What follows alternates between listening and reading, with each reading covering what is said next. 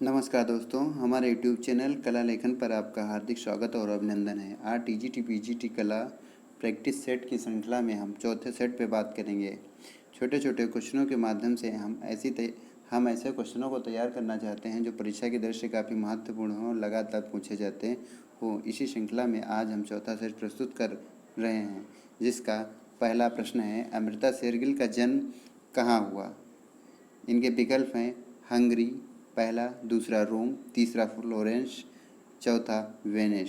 तो इसका सही आंसर है हंगरी। हंगरी में अमृता शेरगिल का जन्म हुआ था। इन्होंने यूरोप में शिक्षा पाने के लिए अपना भविष्य भारत में देखा और यहाँ की गरीबी को इन्होंने पेंट किया है। अगला प्रश्न है, जीवन स्मृति कला किस कलाकार ने बनाई। पहला प्रश्न है गगनेन्द्र नाथ टैगोर, दूसरा है अवनींद्रनाथ टैगोर, तीसरा है नंदलाल, चौथा है रविन्द्रनाथ टैगोर। इसका सही आंसर है, इस जीवन स्मृति श्रृंखला जो है गगनेन्द्र नाथ ने तैयार की थी, इसलिए इसका पहला विकल्प सही है।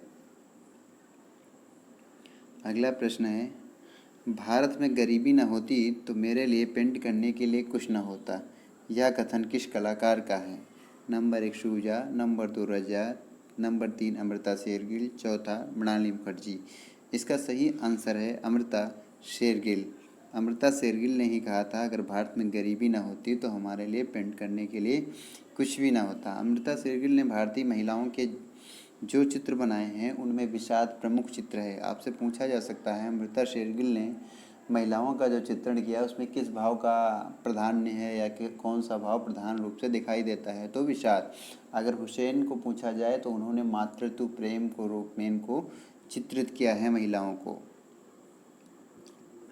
और सूजा ने महिलाओं को अविश्वास बिना भरोसे वाली भावों के रूप में चित्रित किया है।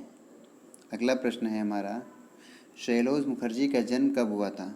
पहला विकल्प है कोलकाता, बेंगलोर, मुंबई, बड़ौदा। तो इसका सही आंसर है कोलकाता। कोलकाता पश्चिम बंगाल में शैलोज मुखर्जी का 1907 में जन्म हुआ था और ये एक ऐसे कलाकार थे जिन्हें बंगाल शैली के नाम से ही चिढ़ थी। इन्होंने भारतीय आधुनिक चित्रकला को स्थापित करने में महत्वपूर्ण योगदान दिया है। अगला प्रश्न है, रविन्द्रनाथ की प्रथम प्रदर्शनी कब आयोजित हुई।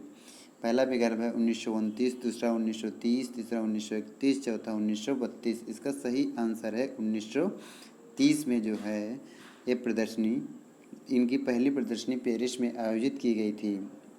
रविन्द्रनाथ टैगोर अपने अंतिम समय में चित्रण प्रारंभ किया था, तब इससे पहले एक कवि के रूप में प्रारंभ हो चुके थे।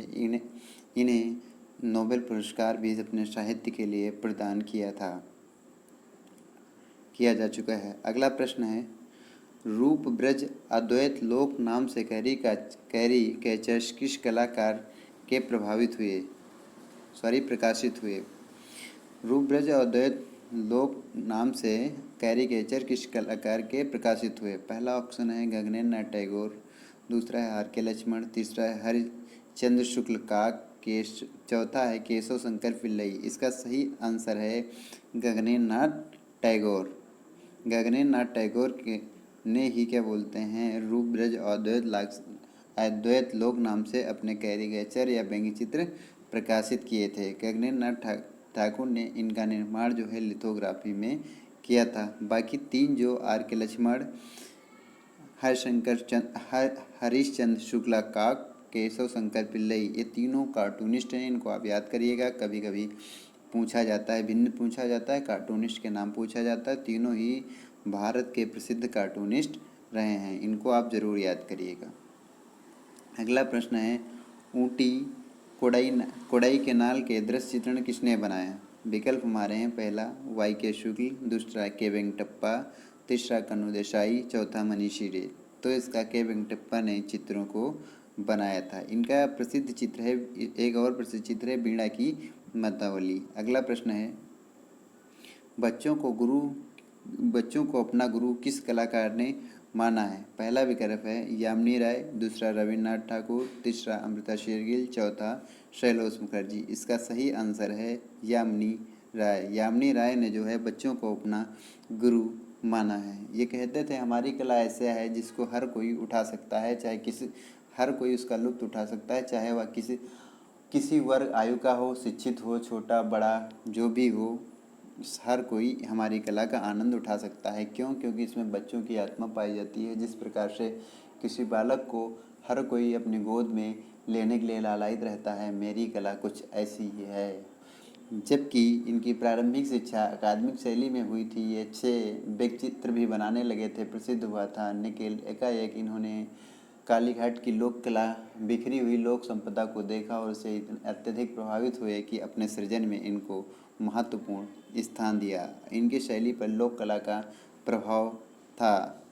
अगला प्रश्न है, क्यूबिस्ट टेम्पल किस चित्रकार ने बनाया? हमारे विकल्प हैं गगनेन्द्रनाथ टैगोर, रविशंकर रावल, जॉर्ज कीट, एन.एस. मित्र।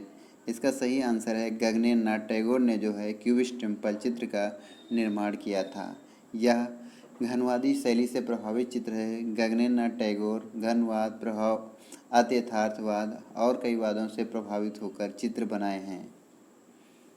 अगला प्रश्न है, J.M. अय्याशी द्वारा निर्मित मैसेंजर चित्र किस माध्यम में है?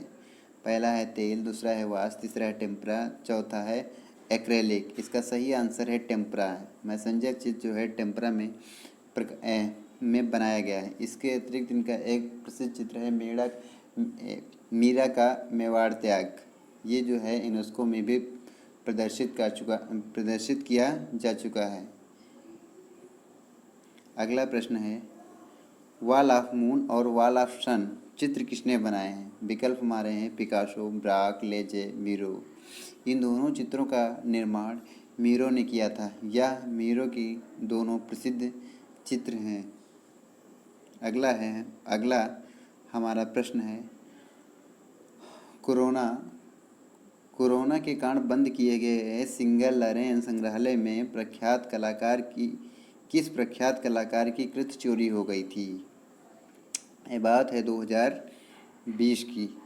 अगला इनके विकल्प हैं वान गाग, शेजान, मातिस, पिकासो। तो वान गाग के चित्र जो है कोरोना में बंद हुए संग्रहालय से चोरी हो गए थे, जिस पर काफ़ी विवाद हुआ था। अगला प्रश्न है, किस कलाकार की कृति के आधार पर प्रभाववाद का नाम दिया गया? तो इसके विकल्प हैं पहला माने, दूसरा मोने, फिर तीसरा देगा, ड्रोमी। तो इसका सही आंसर है मोने की कलाकृति के आधार पर ही प्रभाववाद का नामकरण हुआ। प्रभाववाद नाम से जाना गया। इनकी सूर्योदय का प्रभाव एक कृति है, उसी के नाम पर इसका प्रभाववाद नाम पड़ा। एक प्रदर्शनी हुई थी अस्वीकृत कलाकारों की प्रदर्शनी, उसी में सबसे ज़्यादा जिस चित्र पर चर्चा हुई वो था सूर्योदय का प्रभाव। उसी के आधार पर इस चित्र का प्रभाववाद नाम दे दिया गया। अगला है, नवशास्त्रीयवाद के विरोध में किस वाद का उदय हुआ? हमारे विकल्प हैं पहला अति यथार्थवाद, दूसरा है प्रभाववाद, तीसरा है रोमांसवाद, चौथा इनमें से कोई नहीं। तो हमारा सही विकल्प है रोमांसवाद। चेरिकाल्त के नेतृत्व में यह आंदोलन प्रचलित हुआ था, जो भावनाओं को अत्यधिक महत्व देता था, जबकि इसका प्रारंभ नवशास्त्रीयतावाद के विरोध में हुआ था, जो शास्त्रीयता नियमों का पूर्ण रूप से उल्लंघन करता था। अगला प्रश्न है, किस कलाकार को प्रभाववाद का पूर्वज माना जाता है? ये प्रश्न परीक्षा के दृष्टि से काफ़ी मोस्ट है, आप लोग ध्यानपूर्वक तैयार करिएगा, इसे याद कर लीजिएगा। किस कलाकार को प्रभाववाद का पूर्वज कहा जाता है? जाक ताबिस, जेरिकाल्ट, देलाक्रा, आंग्र। तो देलाक्रा को प्रभाववाद का पूर्वज भी कहा जाता है। आशा करते हैं आपको यह वीडियो अच्छा लगा हो अगर तो लाइक, सब्सक्राइब और शेयर करना मत भूलिएगा। लगातार वीडियो पाने के लिए बेल आइकन को प्रेस करना न भूलिएगा। वीडियो देखने के लिए आप सभी का धन्यवाद। नमस्कार।